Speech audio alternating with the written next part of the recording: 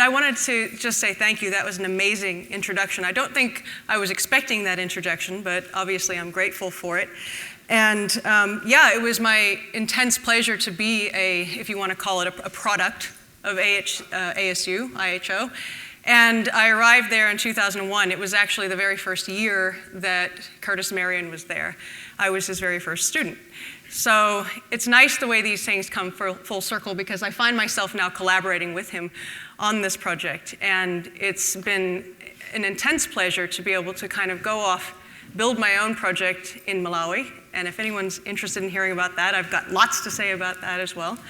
But tonight I'm going to be talking to you about the work that brings me home to IHO. And that's the work that I'm doing with a number of IHO affiliates in Ethiopia. And that is the origins of the human predatory pattern. So it's kind of a mouthful. But what I'm going to try to do is convince you that it's a necessary mouthful, because what it is it's a signifier of how it is that what we do as people and the way we eat and the way we interact with our environment is fundamentally different from the way that a chimpanzee does it, in fact, the way that any other primate does it, and maybe even the way that any other primate has ever done it. So I'm going to take you through the logic, and hopefully I'll be able to convince you. First of all, I've got to mention why it is that I think zooarchaeology is probably the best thing you could do. Bill did a great job of starting that, but look, I mean, we all have to eat, right? So when you're examining the origins of any kind of significant change in diet, you're getting right to the heart of what it is that makes the most selective pressure on every organism to evolve, because they have to eat. If they don't get sustenance, they don't survive, they don't reproduce, and they disappear or never even appear in the first place in the fossil record. So we have to understand diet. It's fundamentally important to understand diet.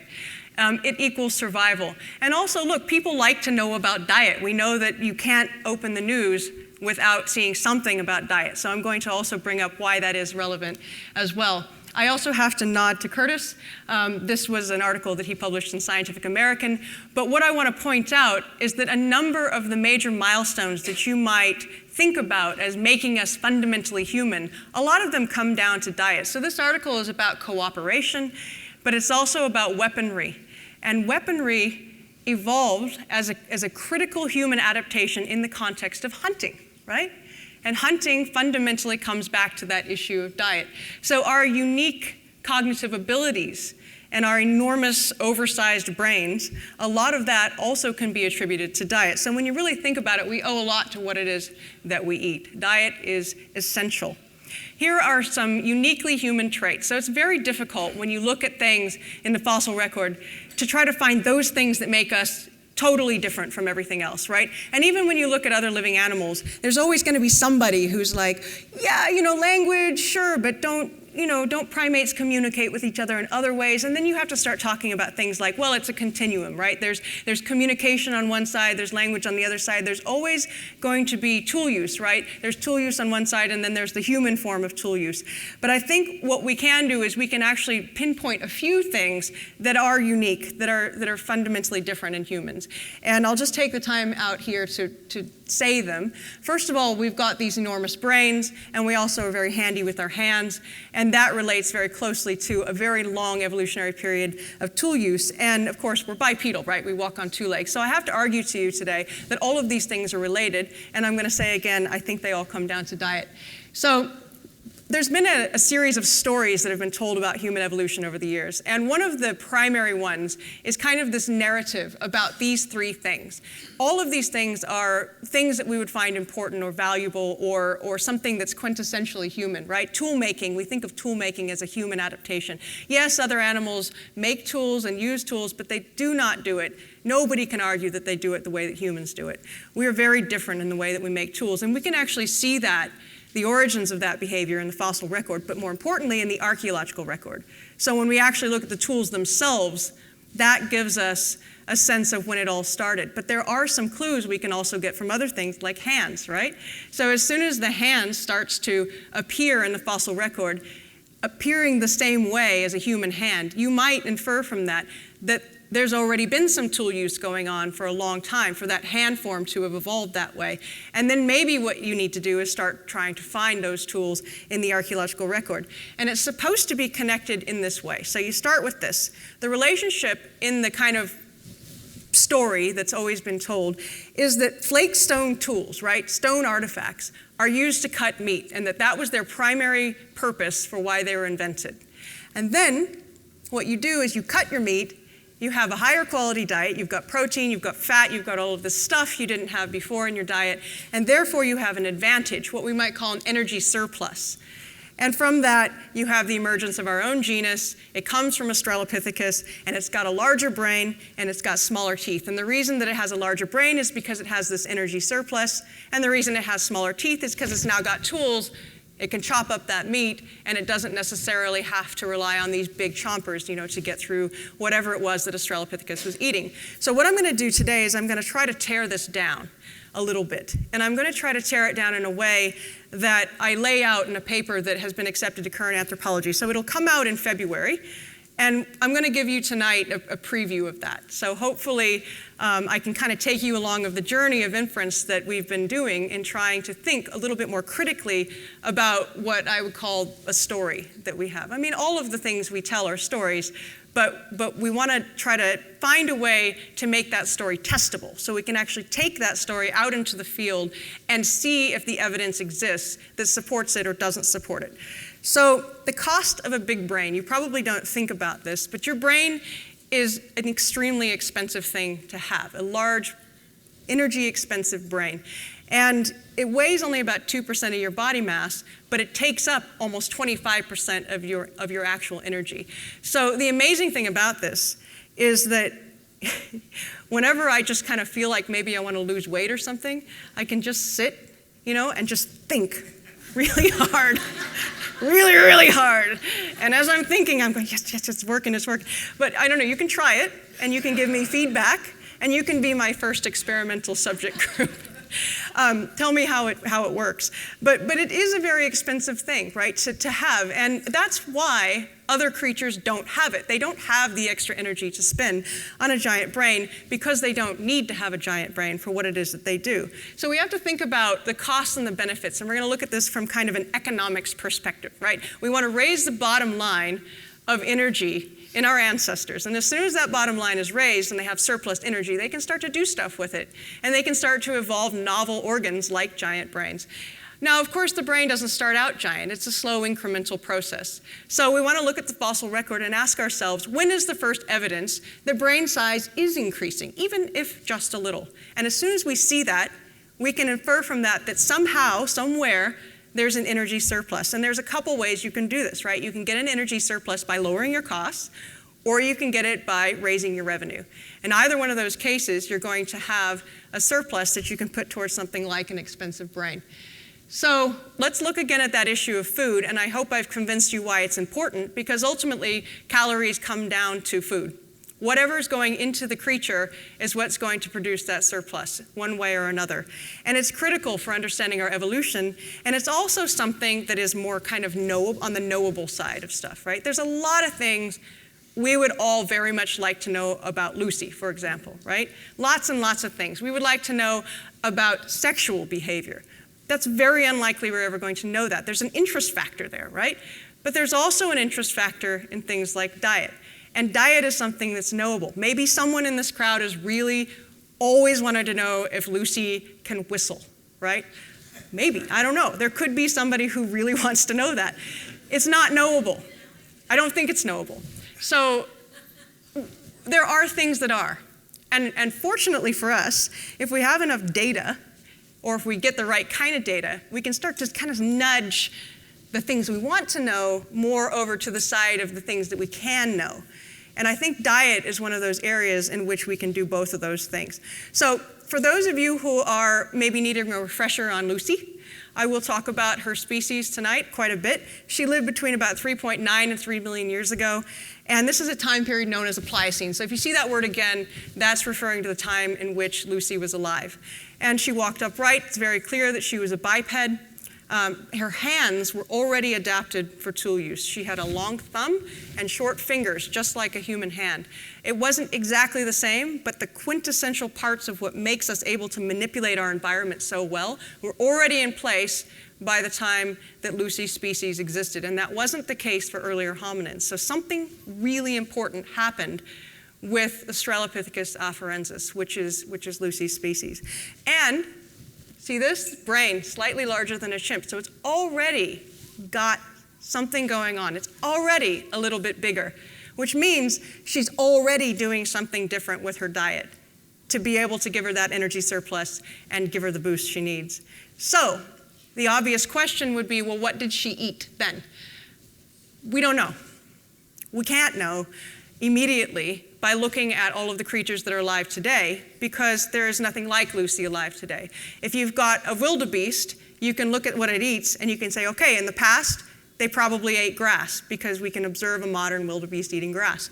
We can do the same thing for lions. We know that modern lions eat meat. Let's find a fossil lion. Okay, it probably ate meat. We're stuck when it comes with Lucy, because we don't have a modern day Lucy that we can look at to try to make this inference. There are certain kind of tricks that we have, though, that will help us with this. So we know that at the time that Lucy was alive, it was a period when grasslands were expanding across Africa. So openings were appearing between the trees, and there were bunches of trees that weren't necessarily contiguous with one another. There were open spaces, and with open spaces come new resources. And with new resources come new opportunities. So Lucy's out there exploiting those opportunities. And the fascinating thing about her is you can look at the geochemistry of the teeth of an extinct organism, and you can get a sense of what it ate to a certain extent. And it's very clear that Lucy was not in the trees nor out of the trees. She was everywhere. So this is what her species is doing that's totally different from everything that had lived before. Her species was the first to really be flexible in this way and take advantage of all of the opportunities that were around in the environment. It was the perfect time for experiments. It was the perfect time to create and invent, because you have a smart animal on a new landscape fighting for survival, and whoever gets the most food is going to be the winner. So it would have been a very exciting time to be able to be around and see things. Now we have to kind of reconstruct this from dry, dead things, right? So let's look at the fossil record. And what I want to point out is the story's actually changed a lot. So this is the importance, this is the critical importance of fieldwork, is if you look at where we were in 2010, the story would have been totally different. So this is just an area, let me go back. This was an area, this is 30 kilometers here, so that's a very short distance. And these are major hominin fossil sites in the Afar area of Ethiopia. And you can see they're all very, very close to one another. When I first went up there, I was actually shocked, because you see all of these names in the literature, and then when you go there, you realize you could just drive there, in an afternoon, and you'd be at the place where the earliest stone tools were found, and then you could drive another day and you'd be at the place where Lucy was found, and then you could drive a little bit further and you'd be at the place where they found the earliest cut mark bones. It's all in a really small area, but that's because that's where the deposits are that are the right age. And you've got this kind of what appears to be an amazing coincidence, right? You can see that all those numbers are very similar. It appeared in 2010 as though all of these adaptations arose at the same time. Tool making, meat eating, and the origin of our genus Homo, so the extinction of Lucy's kind and the emergence of our own kind. Let's look at how that's changed since then. Now, this is what the picture looks like. Now, we know that Homo goes back a little bit further, 2.8 million instead of 2.4. We also know that there are earlier cut marks at about 3.5 million years old. And then there also are very early stone tools at 3.5 million years old. That's a very, very different kind of story. So I'll summarize for you here. That story of sharp tools being used or invented to cut meat, and then that gives rise to Homo, that's totally broken down now, because those things don't occur all at the same time anymore in the fossil record. So we have to start asking ourselves, did we construct this story from the evidence we had, or did we construct the story because we really liked it? And what do we do now, right? Are we stuck? Are we in this kind of crisis of faith because we don't know what to do with it? We need a new story, right? And when I say story, what I actually mean is a hypothesis. We need something that we can test, that we can actually physically go out and collect fossils and know that those fossils are going to tell us one way or the other what the answer is to this. The sharp tools and the meat, the evidence for meat eating, the cut marks, they occur before Homo, so they can't give rise to Homo. It has to have happened with Lucy.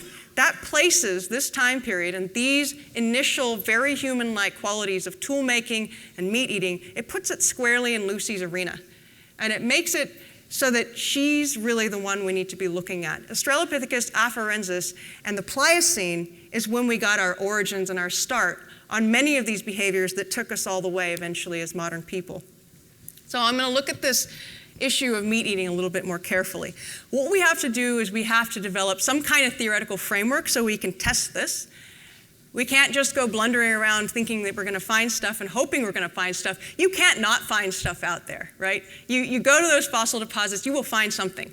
The question is, are you going to find what it is that you think you need to find to answer your question? And for that, you need a plan. So what we're doing in this paper is we're making a plan.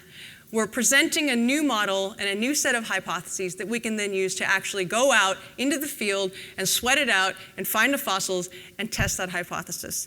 And that means we've actually got to go do it. We're going to have to do that work.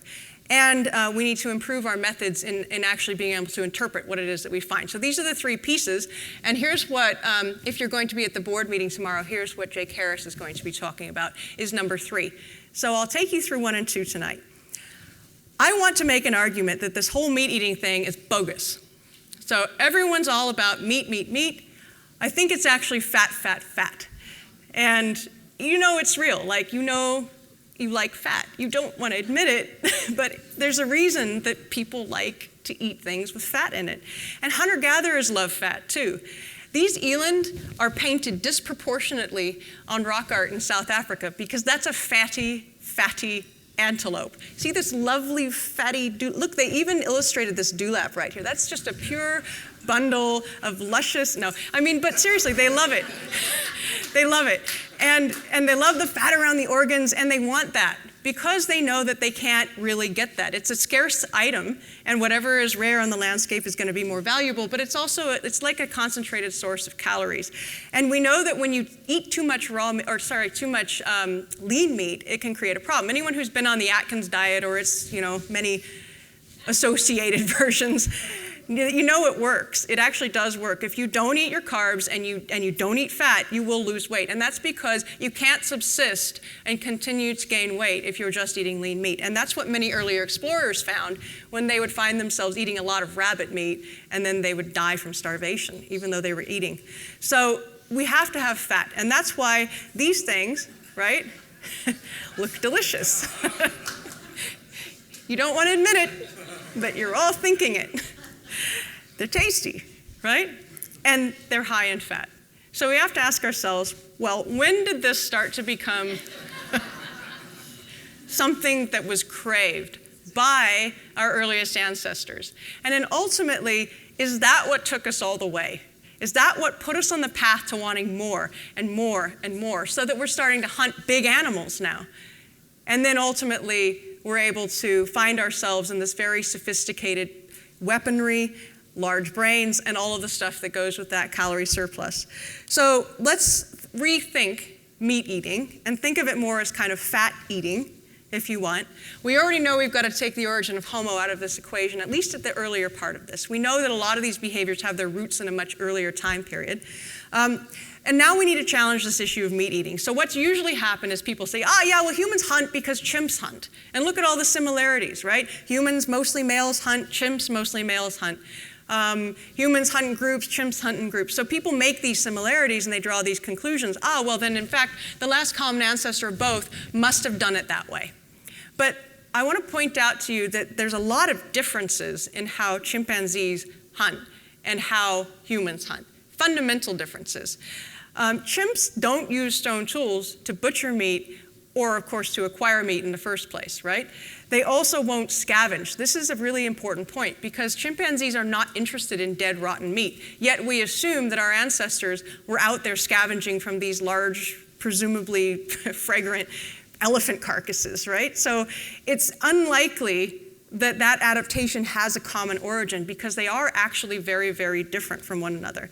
And if we rethink this, we can take it a bit further. And I would like to point out that as much as chimpanzees do hunt, they barely rely on it for nutrition. It seems to be a very social kind of activity that they do. And there might be some trace nutrients that they get, but they don't rely on it for filling their bellies. It's not a primary source of nutrition for them in terms of calories. But for humans, it's very much a source of nutrition in terms of calories, and those calories are mostly coming from the fat.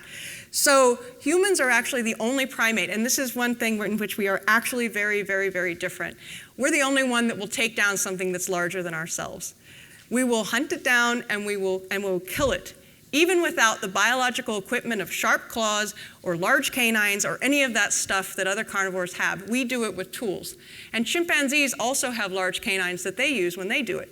So humans lack all of that, and yet we still manage to take down the largest game on the landscape. So this is what I'm calling the human predatory pattern, and this is why I think we have to have a new name for it. We can't call it meat eating, because it's not meat eating. It's meat and fat and all of the nutrients that are bound up with that. And it is really about the uniqueness of going after something that is larger than yourself, taking it down and consuming it. That is a fundamental difference between humans and other primates. So this is an amazing thing that I found when we were doing our survey. It was this is a fossil bone from Hadar, and in it, it's like a geode. You know, the crystals have actually formed inside the marrow cavity. So it was this beautiful specimen that was just broken on the surface, and I thought, I got to take a picture of that. I don't know when it'll be useful, but I'll take a picture. And then I remembered that picture, because it really is the kind of wealth of the Pliocene. Bone marrow is like a stick of butter on a landscape where there's no fat, right? It's inside the bone, it's encased, it's not gonna rot. There have been experiments, believe it or not, in my field where people have tested that. It doesn't rot. It can sit around and remain fresh for days and days and days, as long as nothing else gets inside of it. What can get inside of it? Not many things, but you can access it if you have a rock. So if you've got a rock and you're willing to use a rock, you can get inside the bone marrow. So you don't necessarily have to invent a sharp-edged stone tool to cut the meat, to eat the rotten meat. You only have to have a rock and a dead animal, and you can get all of the fat that your competitors don't have access to. The only other thing that can get inside this is hyenas. So let me take you through the different costs and benefits of going after small prey, and why it is I think Lucy didn't do this habitually. Well, you can process them without tools. That's nice. You also are likely to encounter fewer predators, because if you go out on the landscape and you're putting yourself out there in proximity to a dead animal, you are putting yourself in proximity to whatever killed it as well. But we know Lucy was already out there, because we know from the geochemical signatures of her teeth, she was eating something out on that open landscape. And the question is, was she eating seeds and things like that are out there, or is she eating the animals that ate the grass that are out there? And either one of those would create the same signature. So there's lots of reasons why humans are not, or especially humans, but Lucy's kind also are not well adapted for eating small prey. And then large prey, they become something that makes sense that you would eat only if you've got tools. So as soon as you start having access to a basic hammerstone, finding yourself in proximity to large carcasses, now you have a reason to be able to going after these large animals.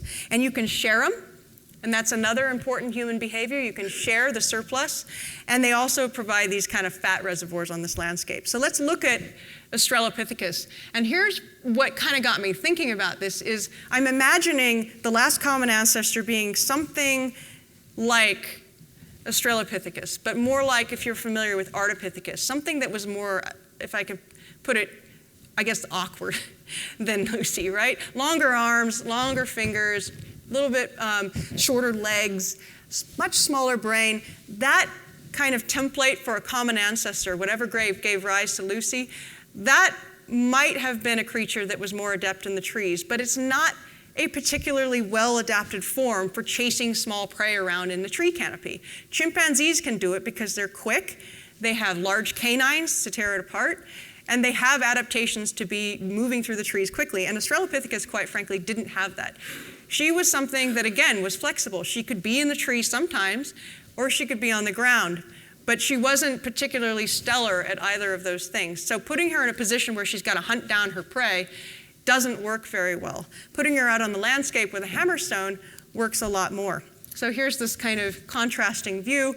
It's subtle, right? It's a very subtle difference. But what I'm doing is I'm taking the emphasis away from the flake stone. I'm taking the emphasis and putting it on a hammerstone, a regular old rock. You don't necessarily have to make a stone tool to have a stone tool. We know this from the way chimpanzees do it.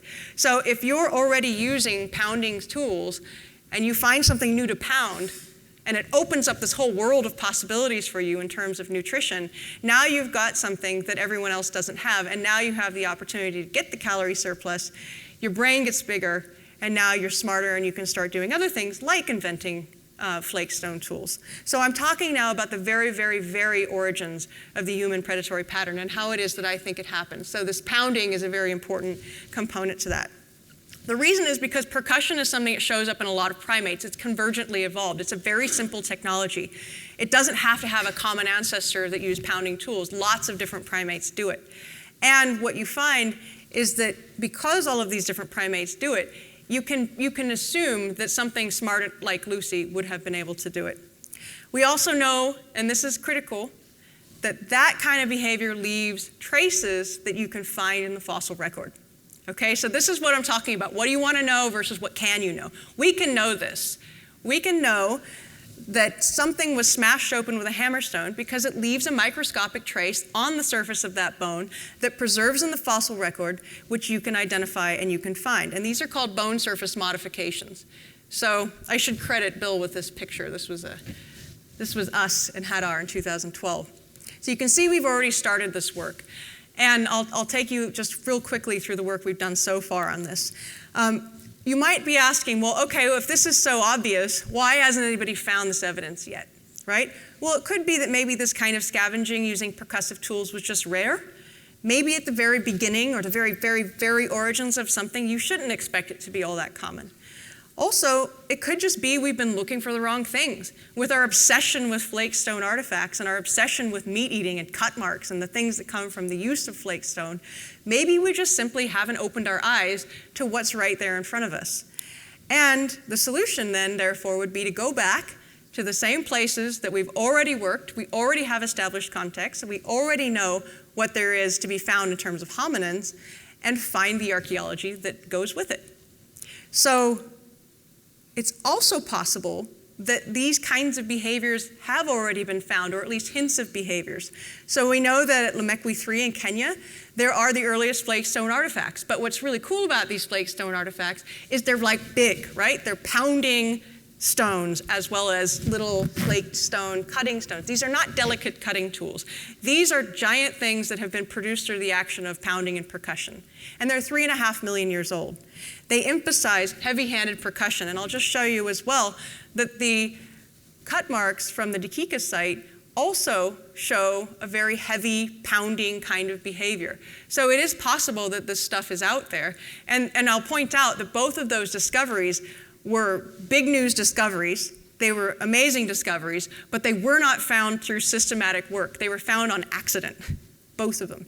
They were found when people were out there looking for other things and somebody opened their eyes and said the right thing and saw the right thing. So can you imagine what must be out there that we haven't found, that we are equipped and poised to find as long as we know what it is now that we need to be looking for? That's what's so exciting, because we can go back to the same deposits that have been so productive so far for IHO in terms of hominins, and we can now learn things about their behavior that we couldn't have imagined knowing before because we didn't think they had an archaeological record. We didn't think they were producing anything that would be called a trace of behavior. We simply had their body fossils, and now it's possible that we may have just been overlooking it. This is a paper that was published this year, and mind you, our paper's not out yet, so these people didn't know about our hypothesis, and what they've found is that smashing open marrow produces a hand shape, or seems to be the most parsimonious explanation for the human hand shape. So very early on, percussive behavior in the context of nutrient extraction was most likely critical. So there's independent lines of evidence, and everyone's kind of converging on this idea right now. And I'm going to very quickly just show you or summarize for you what I think is going on here. So the key arguments are this. Hominins didn't have large canines. They weren't equipped biologically to take down and kill prey. They just weren't well suited for it. So therefore, I don't think that's a good model for the origins of the human predatory pattern. Secondly, We know ancient habitats were becoming much more open, and that small prey are scarcer, or at least quicker when they're out in the open. So there's more opportunity there, right? There's more opportunity to exploit these marrow and brains that are inside carcasses, big carcasses, that only live out mostly in the open habitats. And, of course, large mammal carcasses are fatter. So their marrow and brains are concentrated source of calories, they're desirable, and they open up an opportunity for these hominins if they can be the ones to exploit it. And remember, nobody up to that point could get inside the bone marrow cavity of a large animal except for a hyena. So as soon as a hominin can do that, that puts them in a position to be able to access nutrients that nobody else could before. And there actually is a paleontologist who's been arguing for a long time that as soon as hominins start to acquire the ability to get into that carnivorous niche, that they start to actually impinge upon the carnivores' territories. And the carnivores start to decline around this time in terms of their abundances on the landscape, in terms of their diversity. So it does actually look like, in terms of the long game, in fact, this is what one of the commentators said on our paper, which the comments will be published with it. He said, it was a marvelous quote, he said something like, although hominins may have lost the game in short one-on-one confrontations with predators, they would have been the losers, right? We can imagine that little Lucy, saber-toothed cat, predictable outcome, right? But in the long term, hominins were the winners because they're the ones that are getting into this niche and taking away food from the predators. And you do see a decline in predator diversity after this time. And then furthermore, it's an easy technology. It's a bridging technology. You don't have to jump to the assumption that flake stone tools, which are actually pretty complicated to make. I don't know how many of you here have tried, but it's harder than it looks.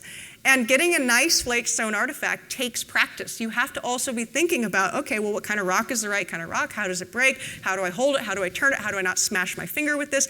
Oh, I just smashed my finger. If I was a hominin, I wouldn't do that again, right?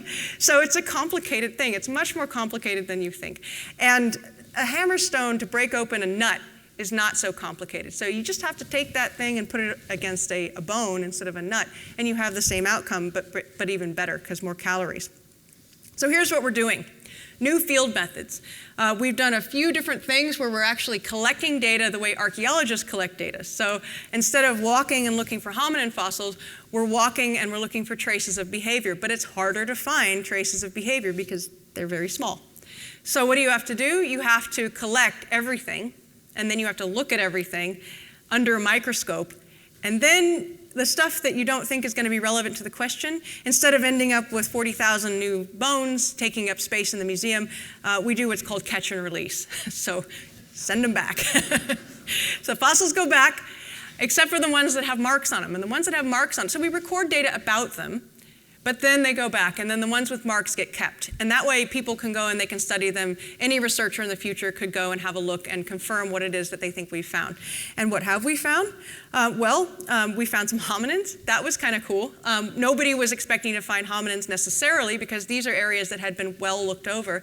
And we went up the hill, we went back down the hill, and you put all the things that you find in a bucket like this, and then you take them back to the camp, sort them, analyze them, record data about them, and put them back. And in the course of doing this, we actually found a nice hominin jaw, which was published a couple years ago. So it actually has these kind of side benefits as well, adopting this new strategy. And it's not a new strategy for archaeologists who are used to looking for tiny little micro traces of human behavior. But it is a very new strategy for people who are used to doing paleontology, which is looking for like very large diagnostic bones. It's a new way of thinking about how to approach the problem in the field. And here's what we find. Shaft fragments are the fragments of long bones that are left behind when you access the marrow. And shaft fragments is where you're going to find the evidence for marrow extraction. So you want shaft fragments.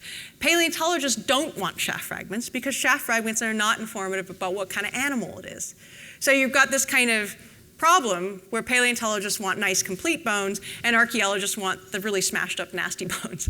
So what we have to do is we have to try to compromise, right? And so you can have both of those things going on at the same time. People looking for the more complete elements, at the same time a smaller program that's doing the archaeological work. And what we're finding is shaft fragments are concentrated in these hot spots. So they're not evenly distributed all across the landscape. Here where it's redder, there's more shaft fragments. And look at this, the stars are hominins.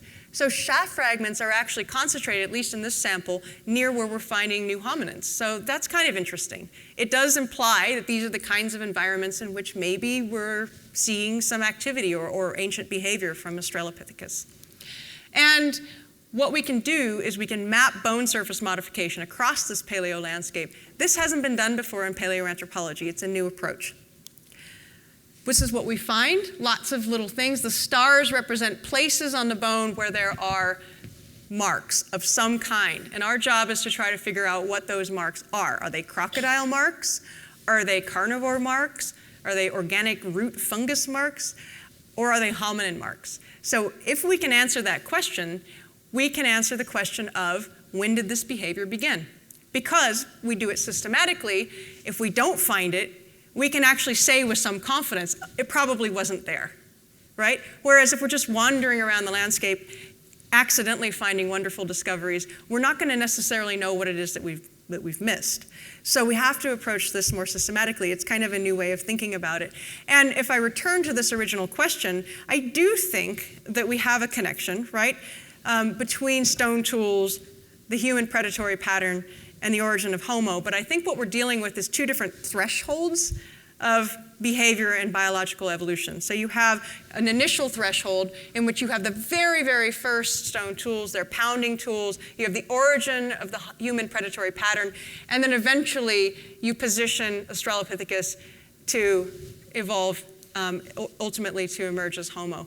But then you have later Homo, you have regular predatory pattern. This would be like when you're actually hunting animals, not just scavenging.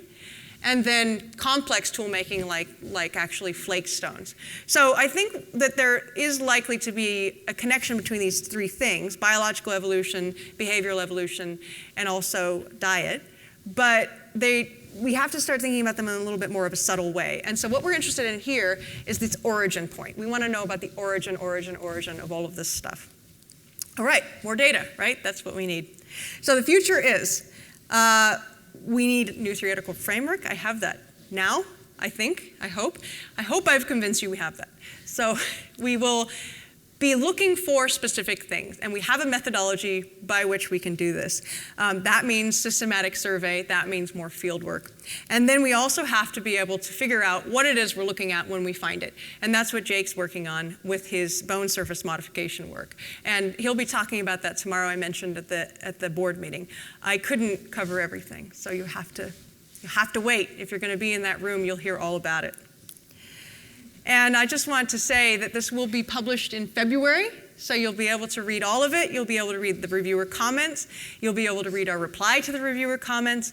And it's a fundamentally different way of thinking about the emergence of, I guess, these very unique human qualities. And thinking about it not as just some sort of extended version of a chimpanzee, but thinking of it in its own unique ecological context, for which we can actually test if we have the right kinds of data, and move it over more into that side of the knowable. And I have a lot of people, obviously, who've helped me think my way through this. I'm collaborating with Curtis, and I'm also collaborating with somebody who was affiliated with IHO for a while. That's Zoraya Lemseged. And Susanna Carvalho also is a co-author on that paper. Where is she? There she is. And she studies ape behavior. So she's actually looking at pounding tools in modern apes. So we all kind of bring our perspectives from archaeology, from paleontology, also from ape behavior. And we had a lot of good input from the reviewers too. So you'll be able to actually read that. That's the nice thing about current anthropology. You can see all of the criticisms that they have. And I'll just give you kind of a spoiler alert. They didn't have many criticisms, right? I was like, I've arrived in my career because I'm going to have lots of people criticizing me publicly. But in fact, no, they actually were very interested in what it was we were saying, and they liked the subtle twist that we put on the kind of old, tired story, and especially liked the fact that it's testable. So I should also say thank you, all of you, for being here and watching me talk about this, the opportunity to talk about this. If you've got any questions at all, please ask me. And I think we'll be kind of mingling around for a while. I'll also be at the board meeting tomorrow if I happen to see you there. So thanks again so much.